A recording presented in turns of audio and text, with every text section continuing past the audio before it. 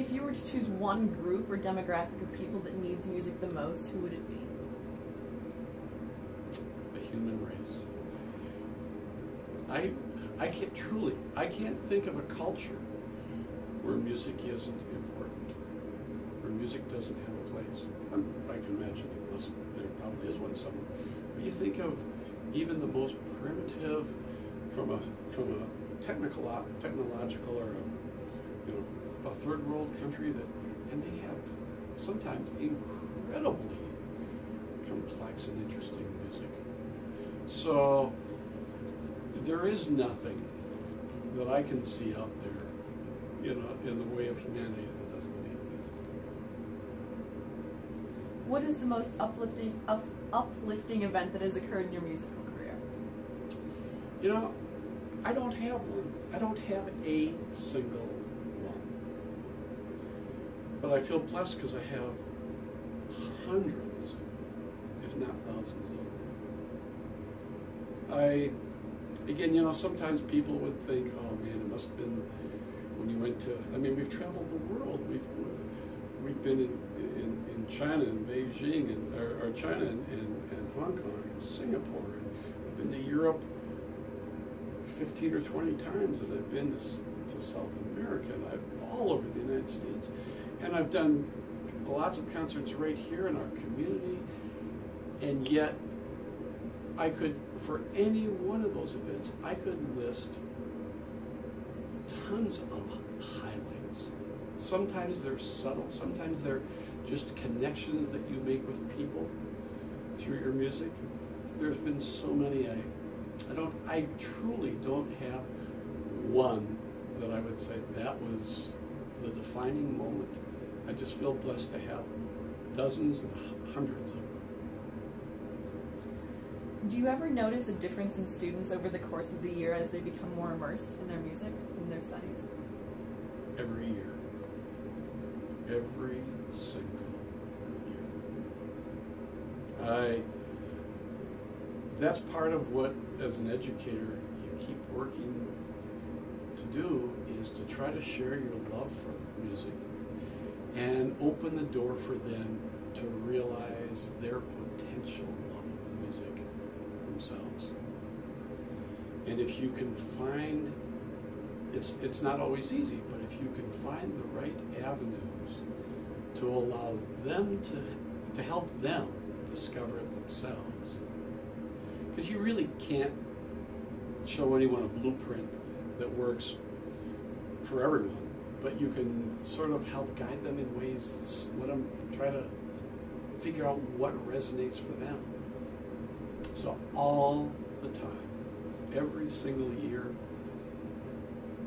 I see it weekly, all the time.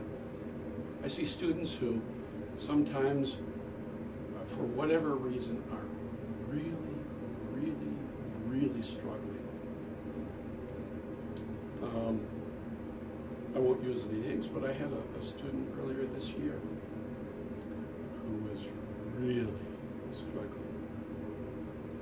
He's no longer in the school system, but he had moved into the school system, and for a couple of months he was struggling fiercely in the program. He didn't have the benefit of coming through our program here in Edina, so he didn't know how to read music. He didn't know how, he didn't have all the benefits of our education system here. He didn't know how to read. He didn't know what the note names and rhythms were. But he really wanted to do it, and we worked and we worked and we worked and we worked.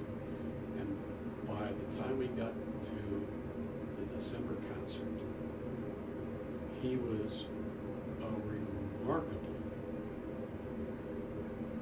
inspiration and musician, when he could have just as easily gotten into huge trouble and issues. And music was a case right there where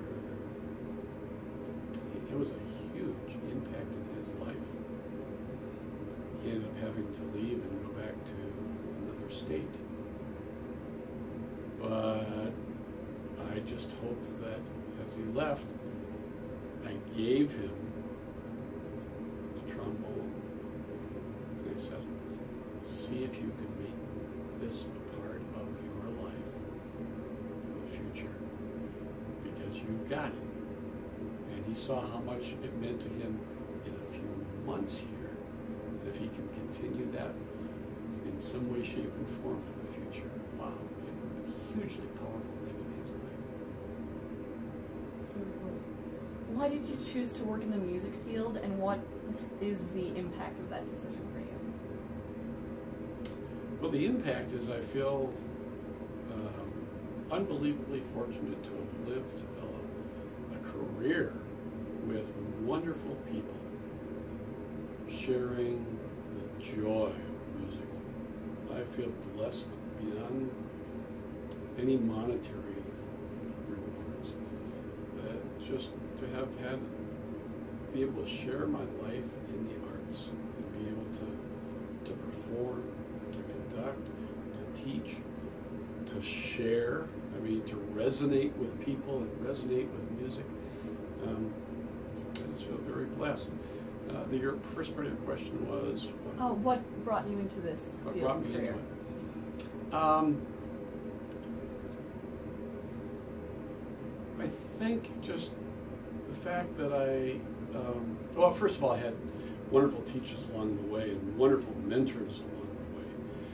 But even beyond that, when music did click in for me, it hit a chord with my soul so much that I just felt like I can't think of anything I would rather do than have this be part of my life.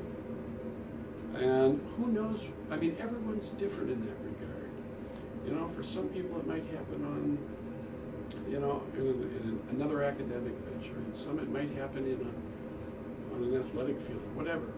Many, many, many different ways. But for me, I knew when I was still in school, in high school, that I really wanted to take my career that way. Some people say that music is the language that everyone can speak. Do you believe this is true, and why or why not? Yeah, there's a saying about music is the universal language. And I used to be a little bit more skeptical about that, because you're sort of talking about Western music when you talk about the kind of music that we play. But after traveling the world with the bands and the music, and like I say, we've been all over the world, I am much more a believer that there is something, regardless of where you come from, that connects in the music, the art of music.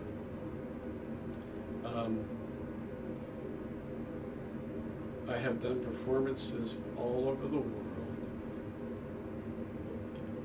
with students and adults too, where there have just been floods of tears after performances, because something connected with strangers in a way that was so moving that there would be hugs and embraces and people you had never met an hour ago, and all of a sudden you feel like you are connected at the heart or connected at the soul, and you really do realize that that person on the other side of the world has the same kinds of emotions and the same kinds of desires in the world and in life as you do. It cuts across religious, cuts across racial, cuts across ethnic or country or nationality boundaries. And the music can cut right to being that language.